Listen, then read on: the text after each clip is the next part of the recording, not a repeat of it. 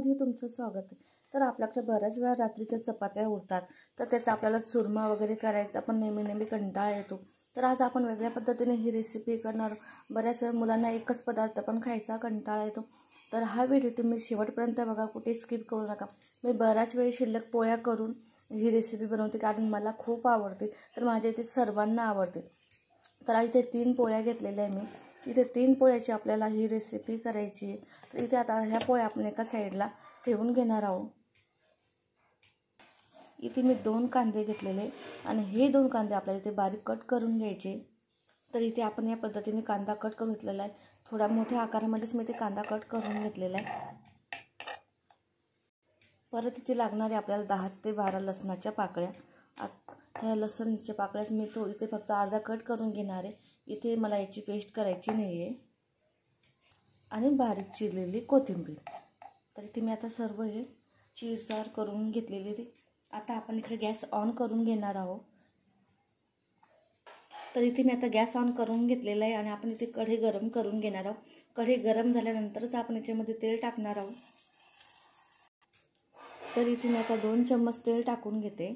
इथे तुम्ही तुमच्या आवडीनुसार तेल टाकू शकता, पण शक्यतोवर मी बऱ्याच भाज्यामध्ये कमी तेल वापरते, त्याच्यामुळे इथे आपण कमीच तेलाचा वापर करणार। इथे 2 चम्मच तेल आपल्याला पुरेसा आहे। आता तेल गरम झाल्यानंतर आपण याच्यामध्ये मोहरी टाकून घेणार आहोत।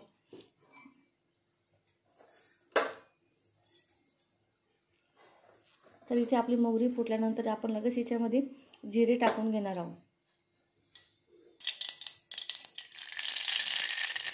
आपण लगेच इथे जिरे ॲड करून घेणार आहोत। इथे आपले जिरे पण झालेले, याच्यामध्ये आपण टाकून घेणार कांदा। इथे आपल्याला गुलाबी कलर येईपर्यंत हा कांदा आपल्याला इथे फ्राय करून घ्यायचा आहे। इथे आपल्या कांद्याला गुलाबी कलर येत आहे, तुम्ही बघू शकता।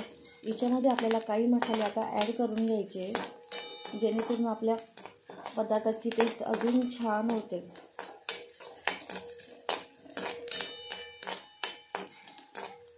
आता याच्यामध्ये आपण टाकणार आहोत लसणाच्या पाकळ्या। आता हा लसूण इथे आपल्याला परत थोडासा फ्राय करून घ्यायचा। तर इथे आता आपला कांदा गुलाबी झालेला, इथे मी टाकून घेणार आहे चिमूटभर हळद टाकून घ्यायची इथे आपल्याला। आणि याच्यामध्ये टाकायचं आहे आपल्याला तिखट आणि गरम मसाला। आता परत इथे हे मिक्स करून घ्यायचं आपल्याला। तुम्हाला जर खोबरं आवडत असेल तर तुम्ही मिक्सरमधून बारीक करून खोबरं पण टाकू शकता। बऱ्याच जणांना आंबट गोड पण आवडतं, तर कोणी तर चिंच पण घालतं, तर माझी तर आवडत नाही, त्याच्यामुळे मी ते चिंचाचा वापर करणार नाही आहे। तर आता इथे मी याला छानपैकी ते तेल सुटेपर्यंत आपण या मसाल्याला छानपैकी ते परतवून घेणार आहोत। तुम्ही बघू शकता इथे आपल्या याला तेल सुटल्यानंतर आपण याच्यामध्ये टाकणार आहे हलकासा इथे कोथिंबीर।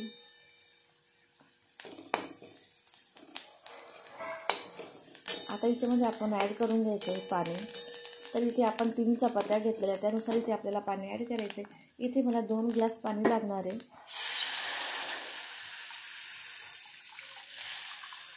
तर इथे मी आता 2 ग्लास पाणी ते टाकून घेतलेलं आहे, तुम्ही बघू शकता। इथे आपल्याला आपल्या चपातीनुसार इथे आपल्याला पाणी घ्यायचं आहे आणि इथे आपल्याला त्यानुसार ॲड करायचं आहे मीठ। आपल्या चपातीमध्ये मीठ असतं, त्याच्यामुळे इथे आपल्याला मीठ थोडं कमी टाकायचं आहे। मी आता इथे अर्धा चम्मच मीठ टाकून घेते आणि आपलं पाणी याचा अंदाज घेऊन आपल्याला इथे मीठ ॲड करायचं। आणि याच्यामध्ये मी अजून एक असा पदार्थ टाकणार आहे, त्याच्यामुळे जे आपले पोळ्यांचे तुकडे अजून छान लागतात। तर इथे मी ॲड करणारा पदार्थ आहे तो म्हणजे आहे इथे अर्ध कच्ची शिजवून घेतलेली तुरीची डाळ। इथे तुम्ही मुगाच्या डाळीचा वापर करू शकता, मटकीच्या डाळीचा वापर करू शकता, पण मी ते तुरीच्या डाळीचा वापर केला आहे। तुरीच्या डाळीमध्ये खूप छान लागतात। जर तुम्हाला तुरीची डाळ शिजवायची नसेल तर तुम्ही इथे 1 घंटा अगोदर ही डाळ भिजत घाला। त्याच्यामुळे इथे आता ही डाळ मी अर्ध कच्ची शिजवून घेतलेली। आता या पाण्याला उकळी आल्यानंतर आपण याच्यामध्ये ते पोळीचे तुकडे ॲड करणार आहोत। तर आता इथे आपल्या या पाण्याला उकळेपर्यंत आपण त्या पोळ्यांचे तुकडे कसे करायचे ते बघणार आहोत। आता या पोळीचे तुकडे करताना एक गोष्ट लक्षात घ्यायची आपल्याला, हे खूप छोटे छोटे करायचे नाही आपल्याला। तर या पद्धतीने इथे आपल्याला तुकडे करून घ्यायचे। मी आता इथे सर्व पोळ्यांचे तुकडे करून घेते। तर या पद्धतीने आपल्याला असे तुकडे करून घ्यायचे. आता मी इथं सर्व पोळ्यांचे तुकडे करून घेते. तर इथे मी 3 पोळ्यांचे तुकडे करून घेते. तुम्ही बघू शकताय. बरेच वेळा मी काय करते, ह्या पोळ्या वाळू घालते आणि त्यात वाळल्यानंतर ना याची टेस्ट खूप छान होते आणि याच पद्धतीने मी हा पदार्थ तयार करते. तर आता इथे उकळी आल्यानंतर आपण हे तिच्यामध्ये टाकून घेणार आहोत आणि हे तुकडे आपल्याला उकळी आल्यानंतरच ॲड करायचे, तसे थंड्या पाण्यात आपल्याला टाकायचे नाही आहे. तर इथे आता आपल्या पाण्याला उकळी आलेली आणि आपण डाळ शिजवून घेतली, त्याच्यामुळे इथे आपल्याला खूप जास्त वेळ लागणार नाही. आता मी ते सर्व हे तुकडे ॲड करून घेणार आहे पोळ्यांचे आणि हे आपल्याला याच्यामध्ये शिजवून घ्यायचे.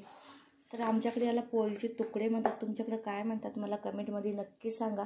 कोणी यातल्या वरणातल्या चकोत्या पण म्हणतं, कोणी कुटके म्हणतं, वेगवेगळे नाव असतात. तर वेगवेगळ्या भागामध्ये वेगवेगळ्या पद्धतीने केले जातात. तर माझ्याकडे याच पद्धतीने केले जातात. तर तुमच्याकडं कोणत्या पद्धतीने केले जातात मला कमेंटमध्ये नक्की सांगा. आता आपण हे छानपैकी ते शिजवून घेणार आहोत आणि हे गरम गरम खूप छान लागतात.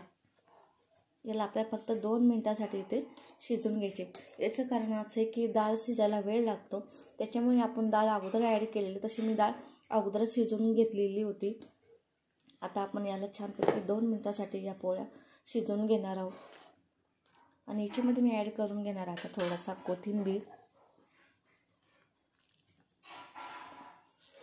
कोथिंबीरमुळे टेस्ट खूप छान येते याला, त्याच्यामुळे इथे आपण आता कोथिंबीर टाकून घेतलं आहे. आता फक्त गॅसची फ्लेम कमी करायची आणि 2 मिनिटासाठी आपण हे शिजवून घ्यायचं. तर बघूनच तोंडाला पाणी सुटेल असे हे आपले पोळीचे तुकडे तयार होत आहे. सर्वांना आवडेल बघा तुम्ही तुमचे ते करून. तर जर तुम्हाला तिखट आवडत नसेल तर तुम्ही ते हिरवी मिरची पण टाकू शकता, पण हिरवी मिरचीनं मग तुम्हाला मिक्सरमधून बारीक करून घ्यावं लागेल, तेव्हा तुमच्या या तुकड्यांना टेस्ट येते, तसे येत नाही. पण तिखट ॲड केल्यानंतर खूप छान टेस्ट येते. इथे मी गॅसची फ्लेम कमी करून आता याला शिजून घेते. तर हे आपलं आता शिजून तयार झालेलं. आता आपण हे गरम गरम घ्यायचं खायला. याच्यासोबत तुम्ही कांदा कापून घ्या, लिंबू घ्या आणि लोणचं घ्या. याची टेस्ट खूप छान लागते. तर माझा व्हिडिओ तुम्हाला आवडला असेल तर प्लीज लाईक, शेअर आणि कमेंट करायला विसरू नका आणि आता हे गरम गरम खायला घ्या.